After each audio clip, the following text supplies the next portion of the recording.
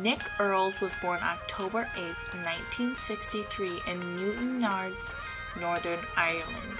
He moved to Brisbane, Australia from Northern Ireland at the age of 9 in 1972 with his parents and sister.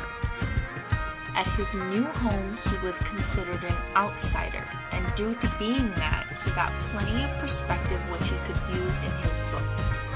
He was educated at the Anglican Church Grammar School while living in Brisbane. By the time he was age 11, he'd read every book in the school's library. He completed a medical degree at the University of Queensland and worked as a general practitioner before moving on to writing. When Nick Earls was very young, his parents read to him often and also told a lot of stories that they'd made up. It made storytelling seem like a great skill to have and a thing normal people did, which blurred the line between writers and everyone else. When Nick Earls was around 6 or 7, he figured out that the person whose name was on the front of the book got paid for writing it. He'd always ask himself, could there be a better job? And still, 40 years later, he claims that the answer is still no. What I love about reading is that there's nothing like it in terms of the way your brain does it. If you watch TV, if you watch a movie, you're given the pictures, you're given the sounds. When you read a book, you're just given the words on the page and you make the rest of it. It's neurologically different to anything else. Nothing can replace it, and that's why I think there's nothing like reading a great book.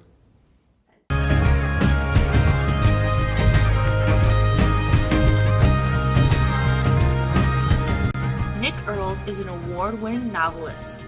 His writing is humorous popular fiction about everyday life, and he is often compared to Nick Hornby.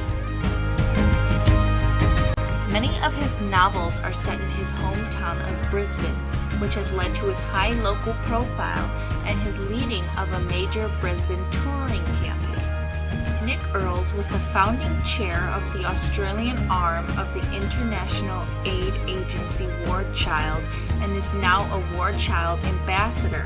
He has been a patron of Kids Who Make a Difference and Hands-On Art, and an honorary ambassador for both the Mater Foundation and the Abused Child Trust.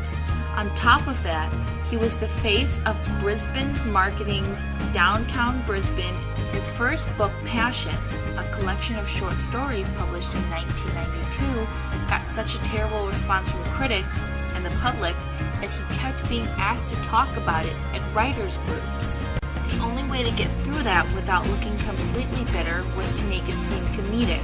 Though he was about 90% bitter, he knew showing that would not get him anywhere. As a result, the more laughs he got, the more he wanted. This is exactly what inspired his humorous writing.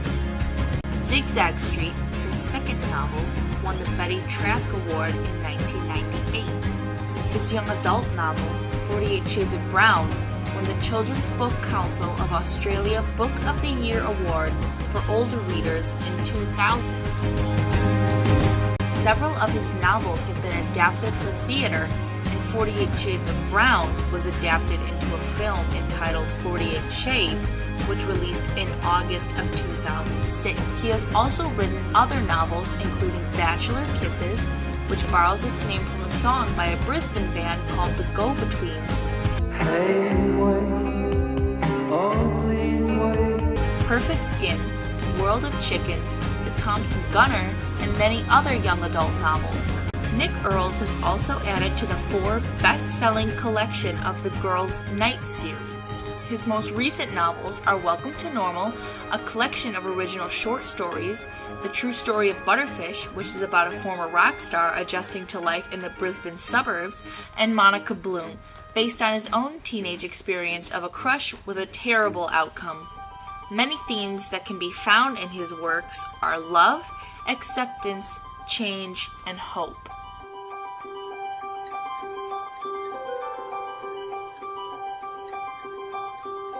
"48 Shades of Brown" is about a 16-year-old, Dan, who must choose between going to Geneva with his parents for a year or move into a house with his young aunt, Jacques, and her roommate, Naomi. He chooses the second, and now, in his final year of school, has come to terms with the survival in an adult world and has fallen in love for the first time.